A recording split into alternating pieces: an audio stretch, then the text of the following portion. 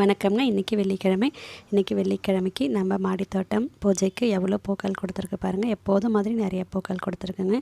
7 வகையான செம்பருத்தி பூக்கள் இருந்துச்சு. அதுக்கப்புறம் சங்குப்பூக்கள், பால்சம் ஃப்ளவர்ஸ் இது எல்லாமே இருந்துச்சுங்க. அரளிப்பூக்கள் வந்து மேலே இழுத்து கட்டிட்டாங்கங்க, இந்த புயல் வரும் அப்படின்னு சொல்லிட்டு. அதனால் கொஞ்சம் முன்னாடி கீழே இருக்கும் வளைச்சி பறிச்சுப்பேன். இப்போ என்னால் பறிக்க முடியல, நிறைய கொத்துகள் இருக்குது, ஆனால் பறிக்க முடியலங்க.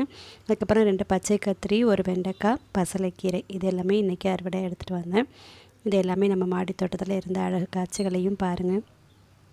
விடாமல் மழை பெஞ்சிட்டே இருக்குங்க. நேற்று சொன்னேன் உங்கள்கிட்ட வெயில் அடிக்குதுன்னு, ஆனால் நேற்று சாயங்காலமே மறுபடியும் மழைய ஆரம்பிச்சிருச்சு. விடாமல் மழை பெஞ்சிக்கிட்டே இருக்குங்க.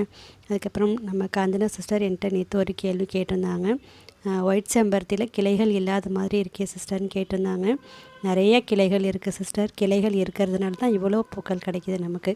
அதை பற்றி நான் உங்கள்கிட்ட அதை காமிச்சு இன்றைக்கி வீடியோ கொடுக்கலான் இருந்தேன். ஆனால் மழை பொடிப்பு இருக்கிறதுனால என்னால் அங்கே நின்று வீடியோ எடுக்க முடியல.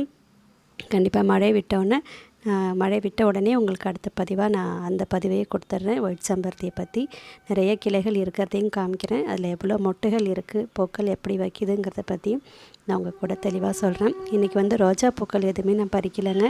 இன்றைக்கி வந்து எனக்கு ரொம்ப நாள் ஆசை அது நிறைவேறுனுச்சு. பேபி பிங்க் பன்னீர் ரோஸ், டார்க் பிங்க் பன்னீர் ரோஸ் 2 பேருமே எப்போவுமே தனித்தனியாக தான் பூப்பாங்க.